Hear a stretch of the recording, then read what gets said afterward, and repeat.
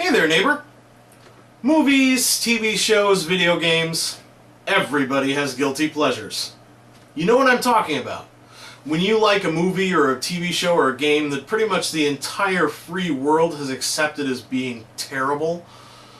One of my best and most beloved friends adores the Twilight series for some reason. Ugh. But my point is that there really is no accounting for taste. As for me, I really enjoy playing Blue Stinger for the Dreamcast.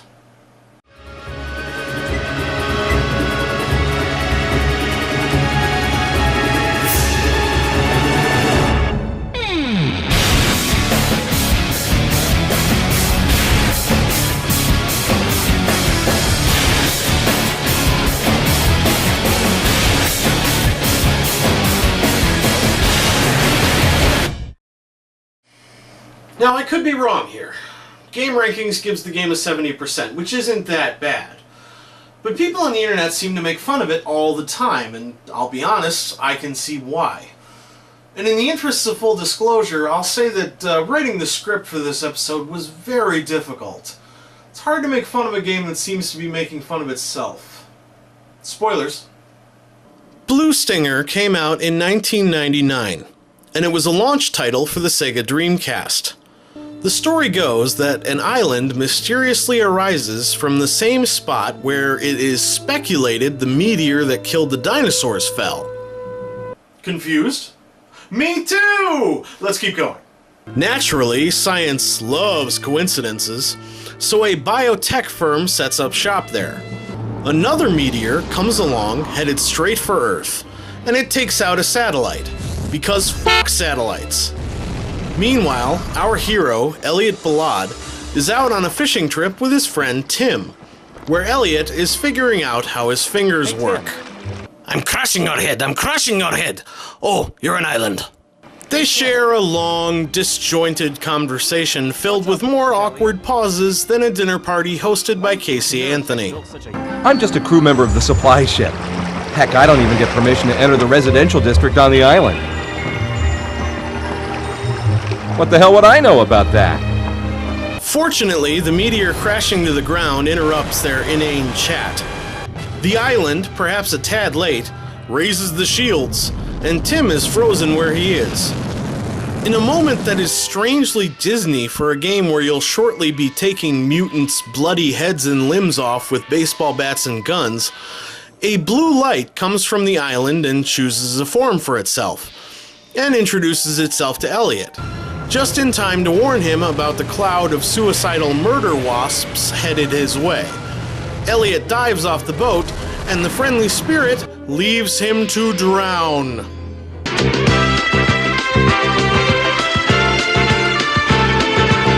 Oh, wait, that's Capcom games.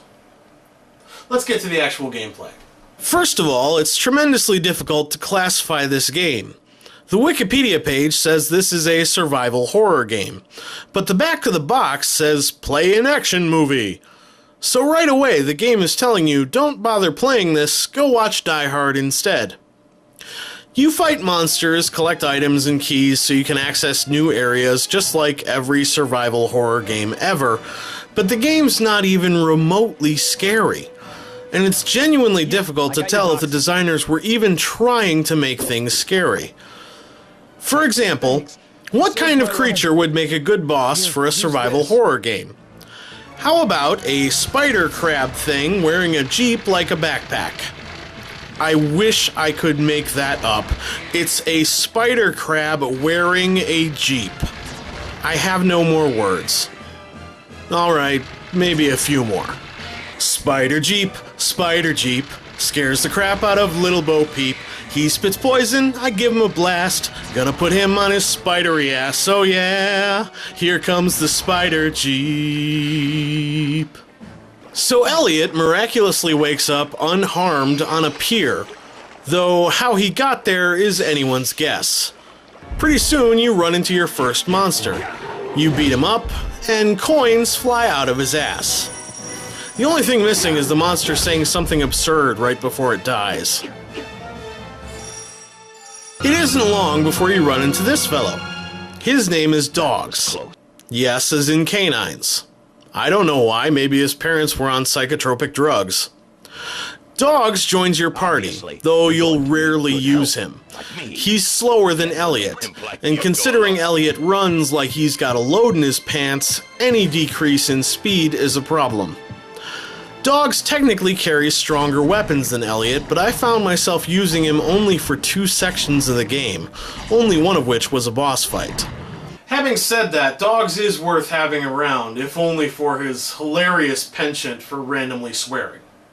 No shit. Soon after, you meet up with Janine, the only survivor from the island's security force. She's perfect. Over there. She's a sniper, but she's got a wounded leg, presumably from an attack by a monster. Let me introduce And it turns out she already knows who Dogs is. You know, you shouldn't run up your bill at Rat's place. Your name is on their blacklist. You're pretty famous. God damn son of a bitch.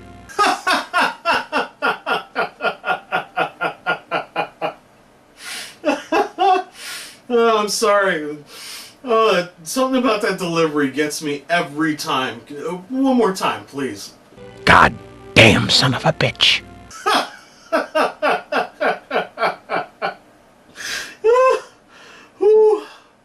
Alright, let's move on. So, she serves as a kind of mission support, telling you where to go next and what to do. As long as Elliot's not hitting on her in an awkward Danny Tanner sort of way, that is.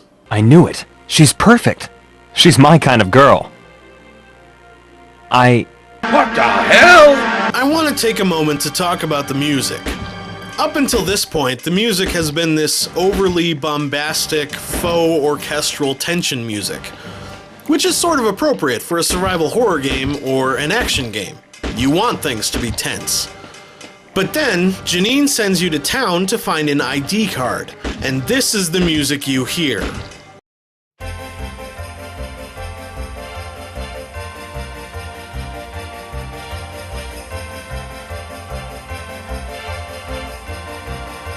For the first few minutes, it's mildly amusing, but after that, it's just wildly out of place.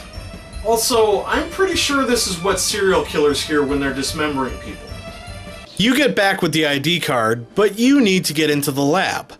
You leave to do that, and we see that Janine has Dog's picture in a locket around her neck, which raises a whole host of questions I'm not sure I want the answers to. But that's not nearly as awesome as the very next thing you hear. What a bitch. I think she's cute.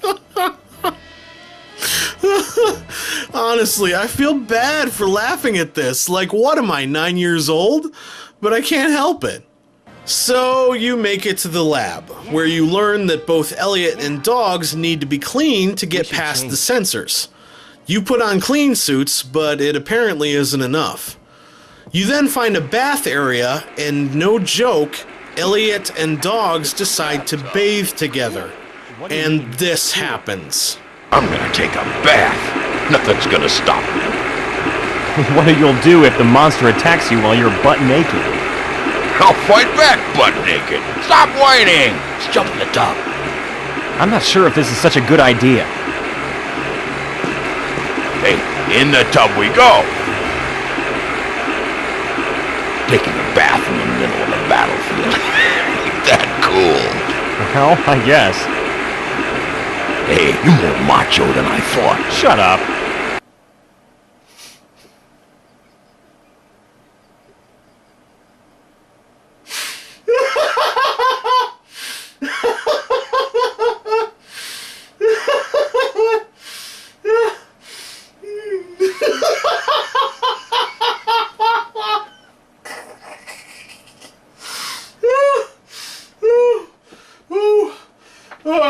I need to pee. So, to make a long story short, you learn that the blue fairy that's been following you around all game is the soul of the meteor that just crashed into the island. It needs your help to kill the creature that was planted here by the meteor that killed the dinosaurs, and... you know what? Screw it. Giant monster fight!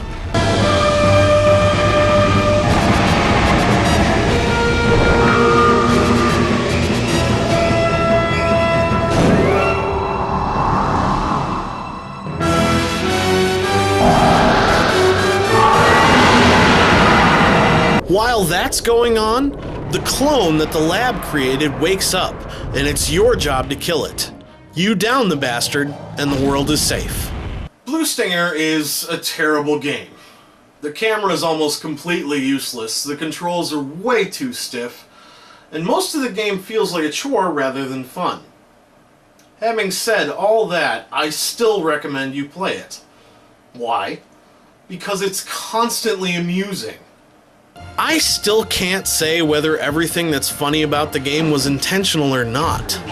The waters are further muddied when you consider the developers went on to create the brilliant Illbleed, which was definitely intentionally funny.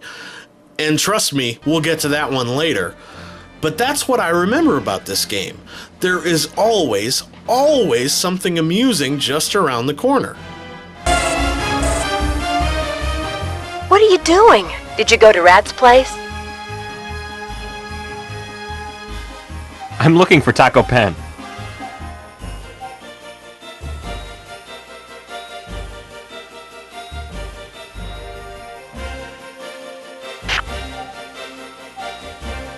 I guess she doesn't understand jokes. I love these kind of chicks. Well, that's Blue Stinger. I hope you've enjoyed it.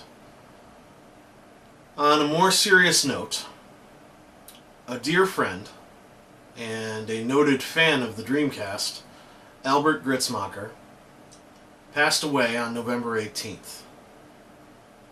For those of you who don't know him, Albert was born with cystic fibrosis, and he wasn't expected to live past 6 weeks. He made it to 36 years. So, I'd like to ask my regular and irregular viewers to give what you can to the Cystic Fibrosis Foundation.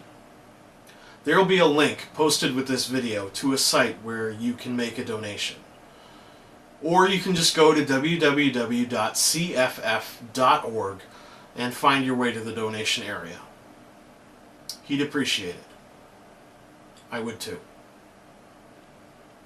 Thanks for the memories, brother. I'll cherish them forever. For now, I'm gonna go make some more good memories.